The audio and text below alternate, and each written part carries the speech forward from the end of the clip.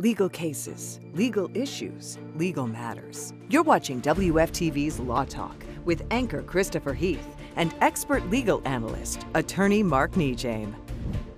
Let's talk about some of the current cases, issues, and legal matters that our viewers are talking about right now. Joining me today is legal analyst Mark NeJame of the NeJame Law Firm. Hey, Chris. And what we're talking about today is the difference between a plea deal and a trial. And we're talking about in the criminal capacity here. At its core, what's the difference between the two? Well, I think most people understand if you go to trial, you're in front of a jury, or it can be a judge hearing it. And a plea is where you go before a judge and you've agreed and stipulated to a certain set of facts that you're going to plead to.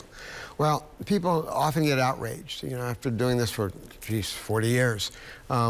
People still don't really understand why people go to trial or why they go take a plea if they're guilty or if they're not guilty. We'll use the word innocent, although there's no word for innocence in the criminal system. It's either guilty or not guilty. And there's a lot of reasons that people choose one or the other. It may be that the prosecutor has offered you a plea that is just unacceptable. They want 5 years, 10 years in prison. And you're going, I can't do that. I'm going to lose my life. And so we have no choice but to go to trial, even if in fact the facts seem to be overwhelming. Remember, in our system, you've got to prove somebody guilty beyond a reasonable doubt. So they'll take their chances. And they may be genuinely not guilty. They may be innocent. And that happens a lot more than the public might even realize, that people get mistaken identities, they're overcharged or whatever.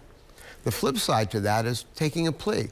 And people say, well, why would you take a plea if you're innocent? Well, the reality is there's a lot of reasons you might do that. It might be that you don't want to take the risk of going to trial and losing. And typically, you get sentenced higher if you go to trial and lose versus if you take a plea that's prearranged. What's the reason for that? It saves the economy of going to court is a lot quicker versus tying up jurors and judges and court personnel and rooms and all that. So there's a benefit oftentimes to taking a plea versus going to trial. Also, you can many times take a no contest plea. And what's significant about that, Chris, is that if you take a no contest plea, then it can't be used against you on that plea in your civil case where you might be getting sued.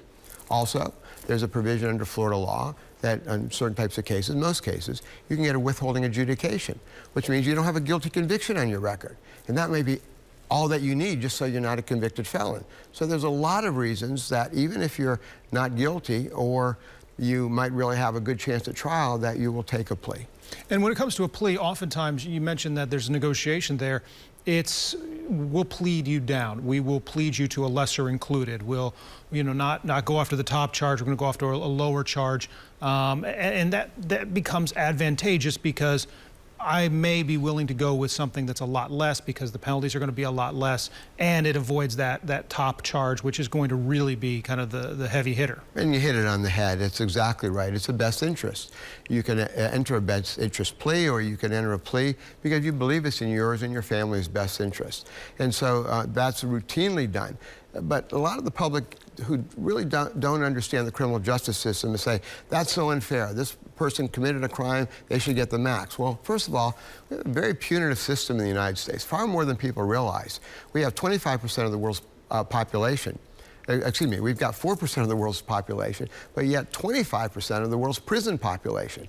We have a lot of people in prison in this country relative to a lot of other countries in the world. So we have a very, very punitive system.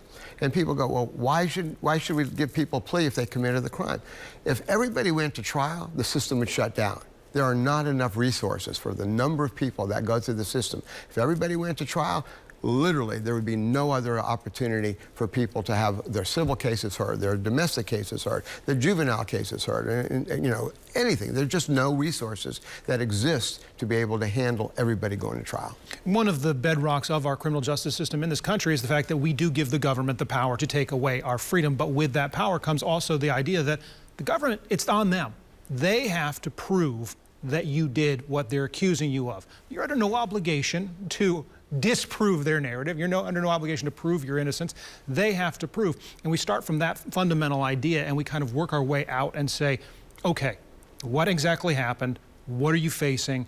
What is the best course for you to protect not just you, but your family. And it may be going to trial, it may be just taking a plea. That's exactly right. And also, when you get criminal defense counsel, they're able to give the mitigating circumstances to the prosecutor.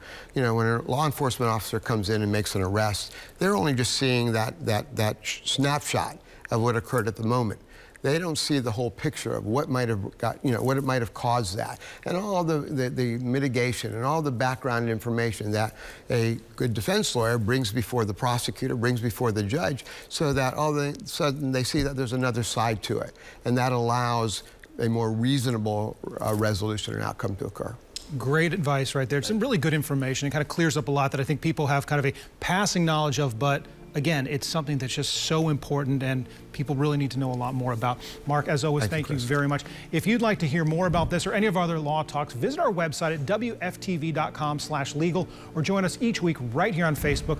I'm Christopher Heath, and thanks for watching. WFTV's Law Talk was brought courtesy of the Personal Injury and Accident Division of NeJame Law.